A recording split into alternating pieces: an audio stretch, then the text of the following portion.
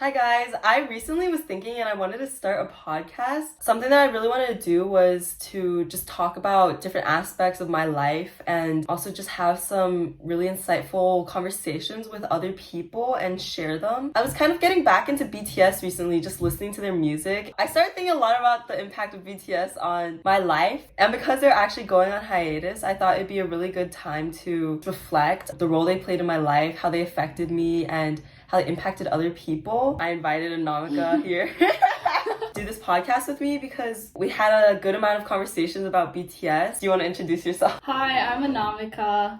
I'm Megan's friend from high school. We both like BTS, I guess.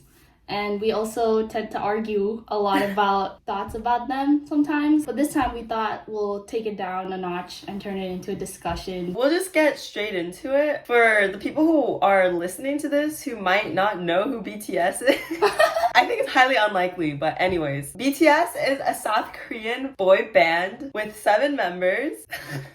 Yeah, they create music. They're like one of the most popular K-pop groups. The most popular group. Yeah, they're pretty popular.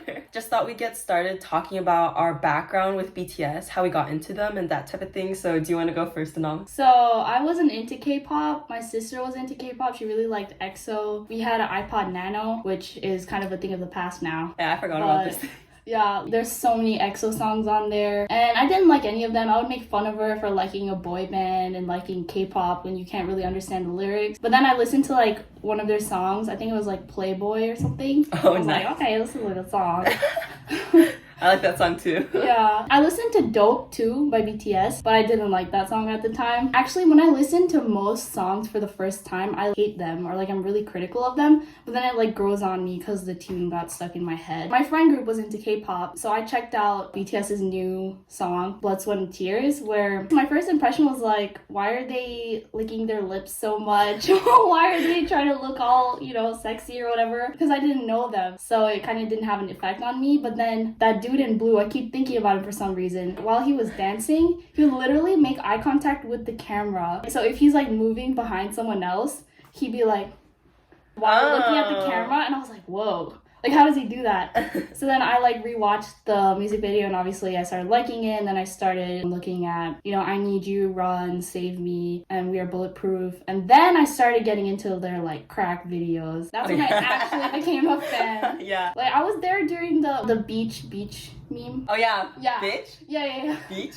Bitch? Yeah, that one. Army things. Yeah. No, I don't consider myself an army, sorry. Okay, no worries. I am a fan. I don't know if I could consider myself an army either at this point, but I do think they had a pretty big impact in my life. The way I got into BTS was literally just one day in 8th grade. Me and my other friend in our friend group, we were just looking at K-pop for some reason. Because we weren't into K-pop at that time, but we're like, we should see what it's all about, right? And then we were looking at EXO. I think it was Overdose. I was trying really hard to remember the members, but I could not tell them apart for the life of me. So I was like, I gotta choose a group with less members. EXO has like... They have like 8? No, they had 12 at first. Yeah, they had 12 at first. I think they have like 9. I don't even know. I think they have 8 or 7. Yeah, maybe. So I got into BTS because they had less members, and the first song I watched was Dope. I honestly didn't look too much about the quality. I just was looking to get into K-pop. I just went down the generic rabbit hole of like, oh, this guy's super cute, and then I just started standing him. And I also got into the crack K-pop videos. Oh. I remember I had a thing with this dude at the time. Oh. And then anytime we weren't talking or something, I would be sad and I would just watch BTS, and then oh, I see. It would make me feel better.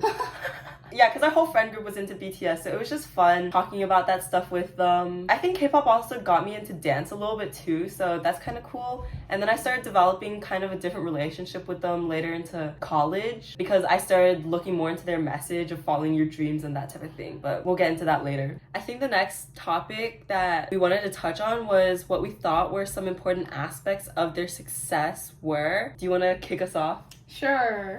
So I've always thought about this, and I tried to like boil it down to one thing, and I used to think that it was really just their personality, because one thing that like separates them from a lot of other artists and celebrities is that you can see into like the behind the scenes of so many parts of their lives, like whether they're performing or it's like actual V lives, their group dynamic. You can join in on the fun and like hang out with them. as if you're their friend. They're like hilarious as a group. Like they're like some of the funniest people I know, and I don't even know them. I think that's like one of the key aspects, because I feel like you get closer to someone, like personally, I think that you get closer to someone when you can laugh with them and you have like a shared sense of humor. I definitely agree, because I think one of the biggest factors that got me so involved with them was, again, back to the thing, like when I think a lot of people lean on BTS when they're sad and it provides them with some happiness in their life. I think that's something that happened with me too. Obviously, I think there's a lot behind being able to fangirl about them. Didn't they win top social artist top social artist in Billboard or yeah, something? yeah. Yeah, that kind of speaks to how big of a social media presence they have, because they were literally consistently multiple times per week uploading, whether it be a show or Bangtan Bombs or something. And then there's such a huge community online of people just doing edits of their funny moments and stuff, and you could just be happy while watching those. So I feel like that definitely created a huge connection between the audience and them. I also think like who they are as people, like they have a lot of like documentaries and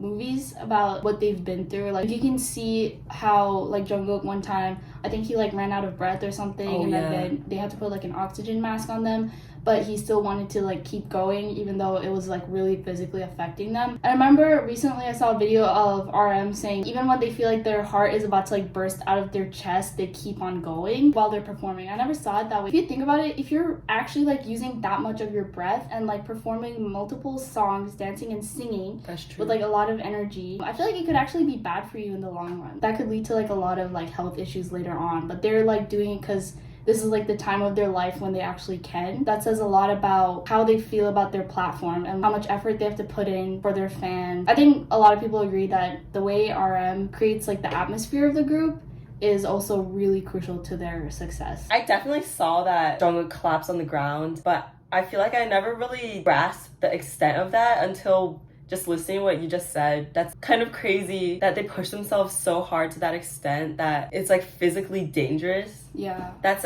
actually crazy. I feel like that testifies to the amount of passion that they have for what they do, which kind of like leads into your point about how RM leads the group, I guess. I think just as a group, they all have a lot of passion, but continuously being around each other, they're able to push themselves forward to keep on doing more and better and stay continuously motivated towards this goal. And also something that kind of stands out to me is the fact that they all have really big dreams and are willing to work really hard towards it. They're just super passionate and have a lot of really great ideas and perspectives on how they want their music to play a role in the industry or what role they want to play in their audience's lives and that type of thing. I think being super clear about that and sticking to it consistently is something that probably helped them go really far. And the fact that the topics they talk about are honestly pretty universal, I would say. Pull out the essence of humanity, that type of thing. Yeah, I have way too much time, so I just have like a lot of random knowledge about things they say. In this one interview, it was called like You Quiz, I think it was in like 2020 or something.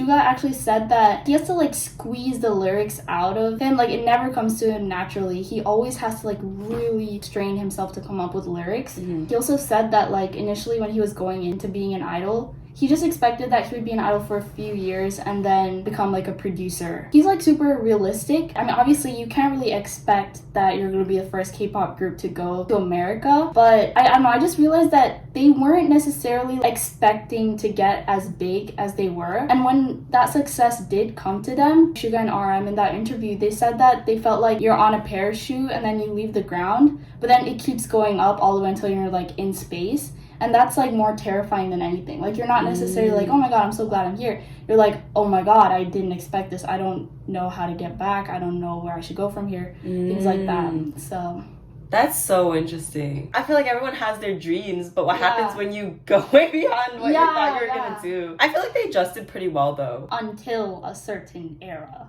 Are we, is it too early to get into that? I feel like they started out with their core group message that had a lot to do with societal norms, like NO. If you look at that, I think it has something to do with like non-conformity. They even have like a song that's like turn your phone off or something like that. I don't know, I just like enjoy looking at their old stuff and thinking about how they actually didn't care about what critics would say. They actually wanted to convey like a meaningful message to their audience, and I really respected that. And like in their rap songs like Cypher, they're really raw and genuine, and that's one of the main things that I used to appreciate about them. So obviously when they like came to America, that started to kind of shift because they were appealing to a wider audience. And I really liked their first like America kind of debut comeback, which was Boy With Love. In retrospect, that's like when they start appealing to like Western tastes. I think that when they stopped having that sort of a message was starting with Dynamite. Yeah, I get what you're saying. Before, it feels like all their lyrics and meanings have a bunch of depth and intention behind it, but then when you start going into butter or something, you're like, what does smooth like butter even mean? Yeah.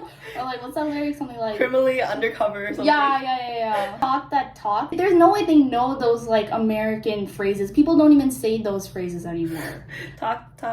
Yeah. My least favorite out of all the American ones were Permission to Dance for sure. I probably listened to that one like 2 times and I was like, okay, yeah, whatever.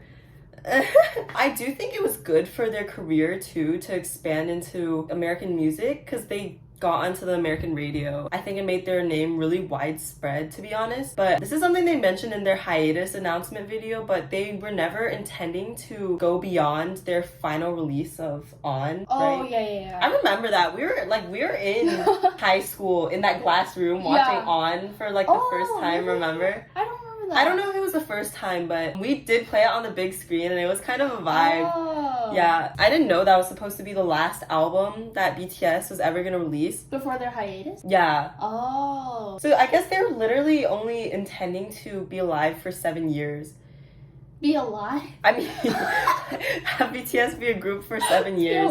Because Map of the Soul 7 was their 7th anniversary. That's like almost like part of their theories, because forever, they're only young forever because they all died. I do like their album that they produced after On, which was B. I think those are more similar to my music taste, and I kind of do like the message that they portrayed in some of them, but the overall message started like filtering away in the English American one. I think in B they did still have a message, but for me, B is when their music kind of started catering more to like a younger audience, maybe. Like I didn't like any of the songs in B, and I think the last song of theirs that I like is like Film Out, which is a Japanese song. But one thing that I wanted to add was that in terms of like their English comeback, this YouTuber who I found recently, she does critical analysis or something, her name is Vixo. She made this point for the Beatles when they were becoming like the biggest boy band in the world. That's when their music started to take on like a very like deeper meaning, deeper lyrics. And that's when they started to actually become what made them so big. But when they started out, they were actually more like commercialized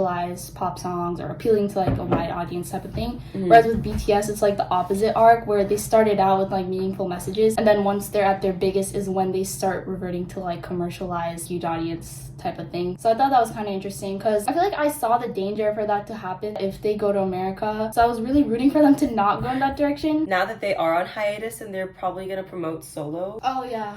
I'm hoping that that's gonna help them reconnect, because honestly I feel like you can only go so long in the same direction with 7 different people. So hopefully now that they reach this certain point in their life with BTS as a group, they can explore by themselves in their own directions and then develop that. I definitely think at a certain point in your life, being part of a popular K-pop boy band won't be fulfilling anymore. I think something that gives me hope for that is Jungkook's Still With You.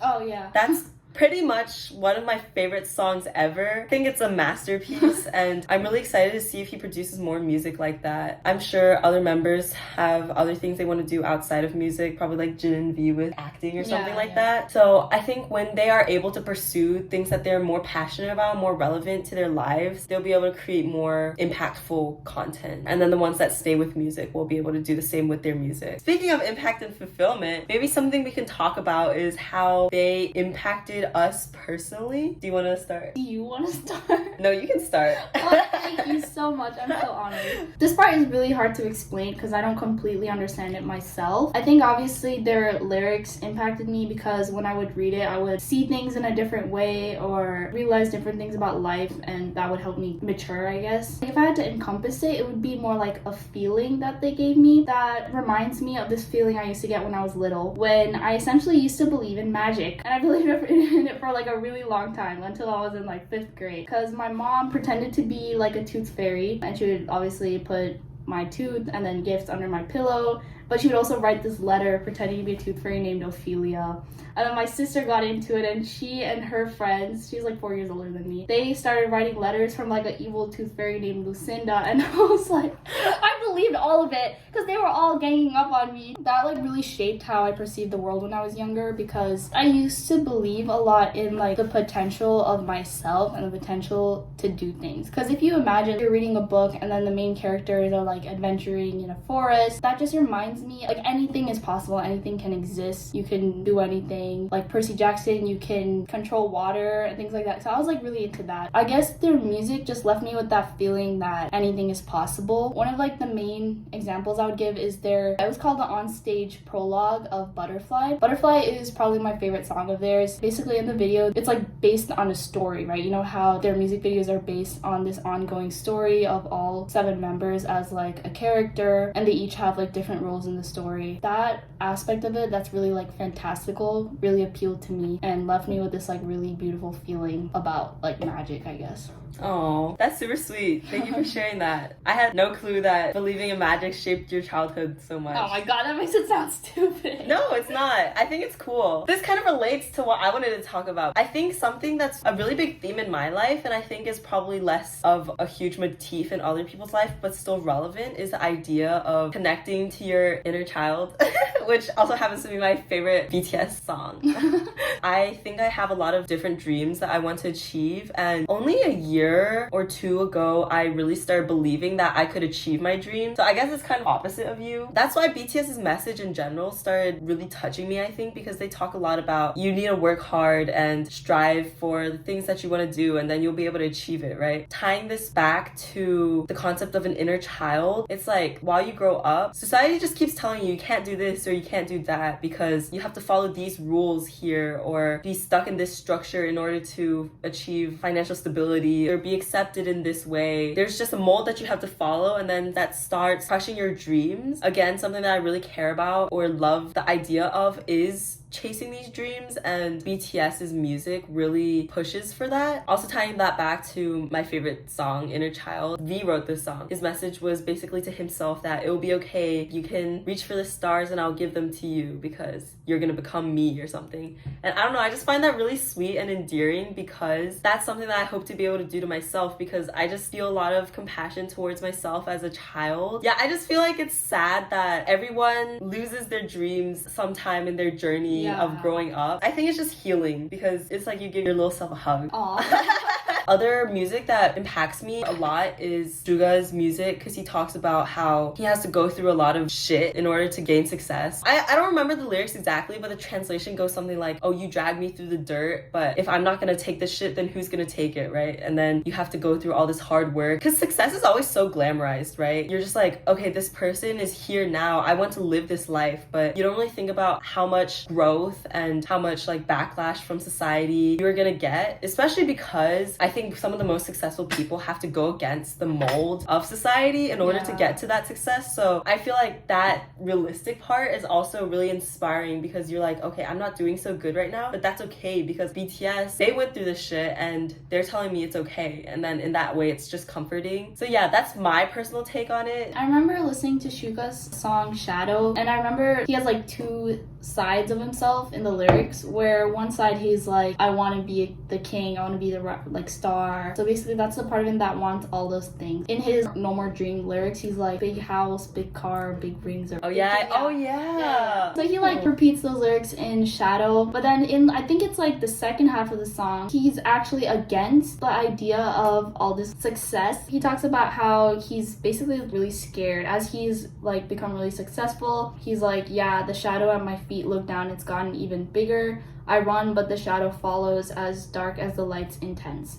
I'm afraid flying high is terrifying. No one told me how lonely it is up here. So I feel like that talks about the part of being extremely successful that scares him. I think when his song came out, there was like a lot of backlash. Something trending on Twitter about how they didn't accept that he was saying all of these things. That was like really immature of their fans, that, you know, he's putting out this really important message about how he genuinely feels after he got here, and then people are like, no, you're not allowed to feel like that. So I think that kind of relates relates to what you said. And I personally love Suga's lyrics. They're basically like philosophers, right? Especially the rappers, because they write a lot of their own lyrics. They had to really develop themselves as people and develop their own philosophies about life. I feel like when you're an artist, if you have to have like a message to give and you want people to idolize you, or you basically want to have an impact on the world, you do so through your lyrics and through your art.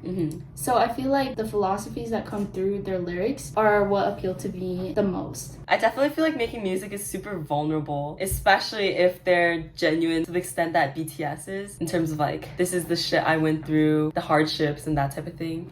So I think overall the consensus is their music has a lot of different messages that are applicable to a lot of different people, like a really huge audience, because again, I think it's just the human experience and just emotions that they are writing to. What? Sorry. They literally have lyrics like, girls do stop taking pictures, I'm losing my appetite. So I guess they're talking about how people take pictures of their food and then you're just eating and someone's just like something. And then they're like, you twitter and tap as you cough. Food is spitting out of your mouth as you're on your phone. I'm like, whoa. Yeah, that's pretty. Damn, I don't have the guts to say that to anyone. That's true. And they're like, we're all getting dumber. Could you turn off your cell phone? Everyone says it's smart, but we're all getting dumber. Like, I agree. I think Spine Breaker is another one of their songs with like the society lyrics.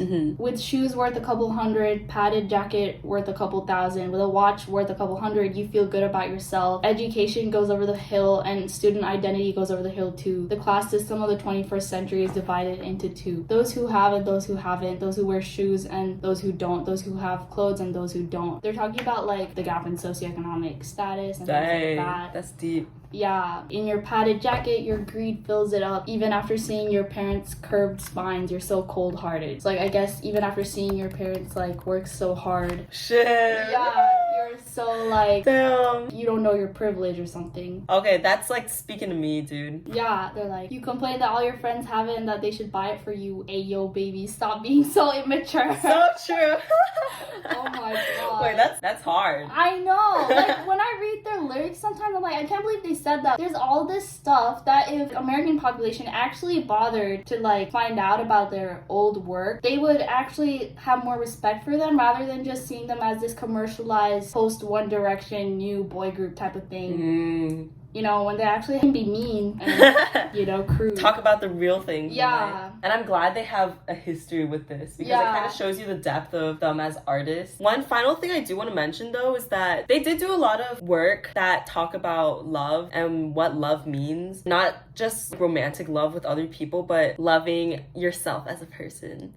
They had a recent series where it was called Love Yourself Answer, Love Yourself Tear, and it all has to do about figuring out who you are as a person. We talked about the aspects of it that spoke to us specifically, but obviously there's a bunch of other people in the world who get impacted by different parts of their music, and I think it's just important to acknowledge that they put out a lot of content in terms of accepting yourself for who you are, like figuring out what your purpose in life is or what you're doing things for, you know. Jin wrote Epiphany, and Epiphany was basically just like, oh, I spend too much time thinking about other people, but I'm the one I should love in this world.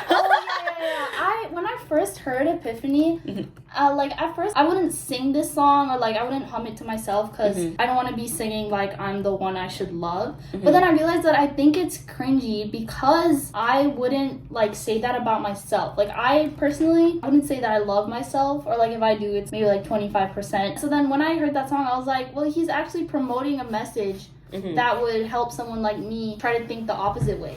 And with music, it's like a catchy song gets into your brain and permeates your subconscious. So if you're like in the background, if this song is stuck in your head, I'm the one I should love, like it'll just, you might start loving yourself. You're like, I'm the one I should love. love myself. You know, that's like actually kind of low-key creepy, but very impactful.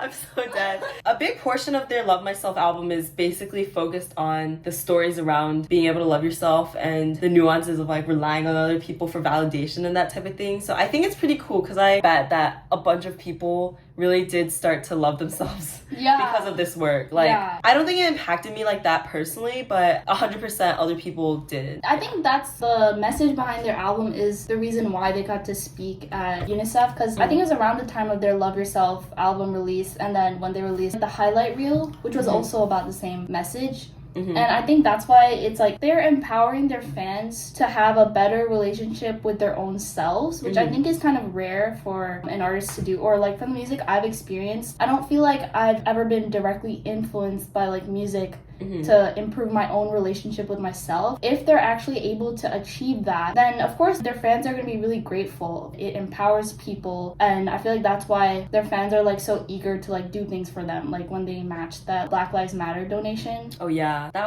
was really cool. Yeah, I was like, damn, you can say whatever you want about their fans, but they actually are like an army. Like they will actually do stuff. Good thing BTS aren't evil, because True. they could mobilize them to do like stuff. I think this is a good place to wrap it up. Thank you guys for watching. We're gonna go watch BTS videos now because we want to reminisce. Yeah. We're watching the Mama performance. Yeah, anyways, bye. By the way, she's much taller than me. Should I stand But let's stand up. Yeah, this is our height difference. It doesn't look like that when we're sitting. Because I have long legs. Yeah.